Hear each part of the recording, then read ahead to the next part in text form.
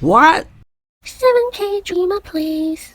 Hi guys, welcome back to my channel. Today we'll be checking out Mythical Wigan Eileene's remake in Arena. I tested her in 2 different teams, actually more than 2 teams. But we're going to look at this particular team, which is very fun, and shout out to player Jose who actually tipped me off in using this Electrify CC team.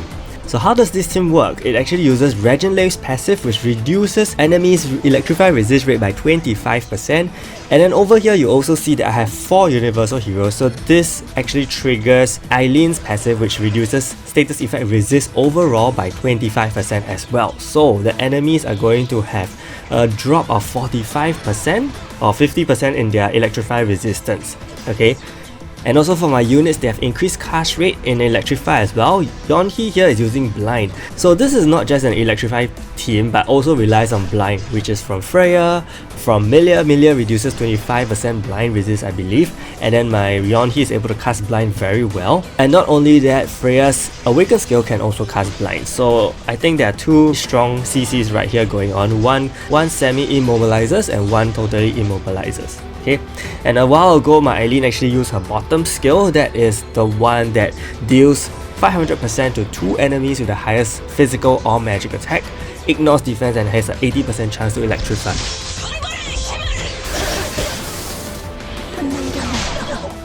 So here my Regenerates uses her electrify skill, completely puts out 4 or 3 enemies, which is very good. Unfortunately here I also get electrified. I didn't put Electrify resist on my Eileene, unfortunately, but I'm glad she cleansed it away, and yes, now she also electrified the enemies to a very good extent. So yeah, this team really relies on, putting the enemies completely in electrify state. Tons of electrify going on. Don't forget Red Grid's effect attack can also electrify, okay? So I was having a lot of fun with this team, however it also was pretty difficult to win a lot of times because of the damage output. So I realized that without Fenrir, I cannot do much damage, and I don't really have a very good passive kind of defense reducer. I know Wukong reduces block rate by 10% each turn up to 50%, and that's it for my team. I don't have any defense reduction from my side, so it was very difficult to do actual damage, while the enemy had Dylan's who could reduce my defense by 2000, and also had Colt, and all these things actually just overwhelmed me towards the later part of the match. In most matches, not this match, okay, but in most matches it was pretty overwhelming. So if you'd like to try this team, I would strongly suggest to continue watching because I have some variations of this team, okay. Basically I find that overall Eileene's skill set is definitely so much more improved, especially her ability to evade after using the lightning spear. I think that really increases her survivability and also her sustain for the team, which is very important because she provides physical attack increase to all allies by 50%. In the case of my team, she actually only buffs Red Grid and herself, and can't remember who else. I don't think there's anyone else, yeah. So in this case, I decided to switch in, take out Yeonhee and put in Fenrir. So Fenrir is now my attack leader, which is what most top tier players are doing, and I've given him Blind accessory as well, so he has applied Bleed and Blind on his basic attack. Eileene's top skill reduces buff duration, which is great, and also deals additional damage to offensive magic type enemies, so she can potentially hit very hard.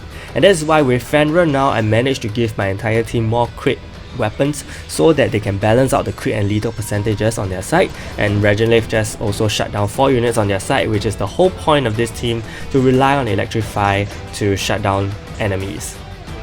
As you see, it's actually pretty potent.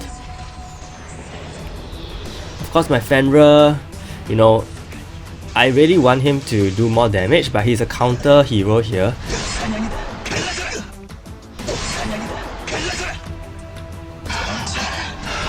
Hopefully we get damage from him.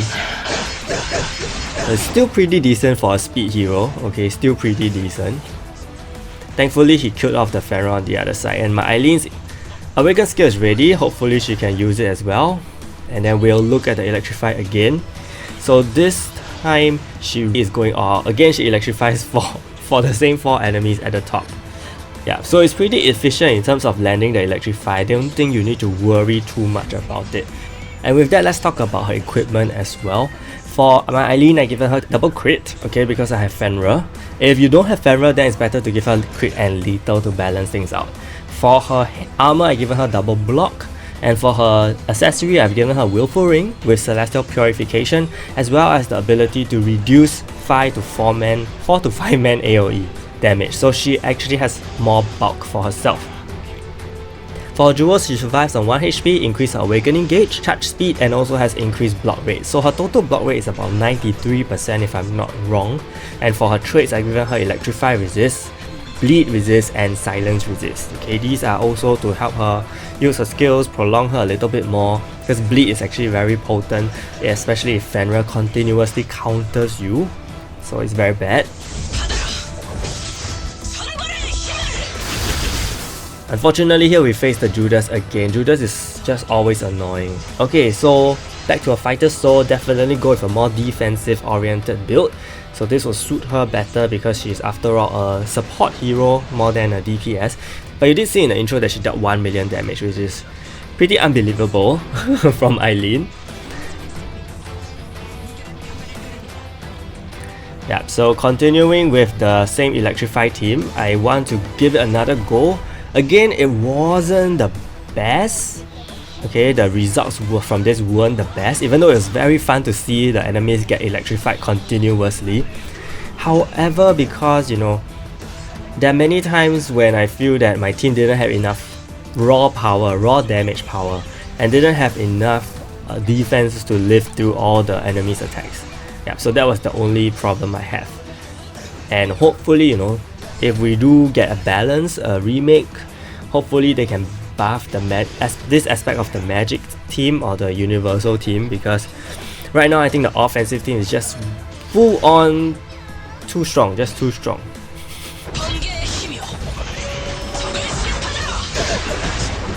Here I electrified 3 enemies, killed off the Fenrir. I think the Fenrir was definitely one of the targets, so it could have been 4 people. Nonetheless, it's still very good. I remember there was a particular match where I just landed Electrifies continuously, whereby even Red Grid came in for the fight, and that was very good. Because Red Grid's top skill Awaken Sail can also land Electrify. Yeah, so it just kept coming. Yeah, we have Regenlave who can use Electrify AoE, and then Red Grid, her effect attack sometimes can also proc the Electrify. So everything just went pretty well with the Electrify idea in mind. And here Regenlave again uses a top skill which causes the Electrify. Didn't electrify unfortunately, and we're gonna end off with Wukong.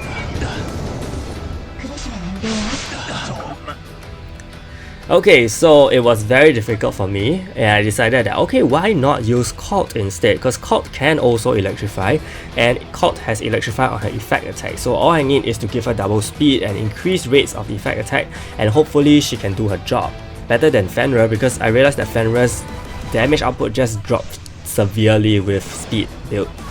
And yeah, Colt actually electrified 2 people right from the start, which was great. Completely the whole idea of the Electrify team. Now you guys may be thinking, why am I even using the Electrify team? Because I mean, it's very gimmicky, it's not exactly the most meta team. Yes, it's definitely not the most meta team, but I wanted to just have fun.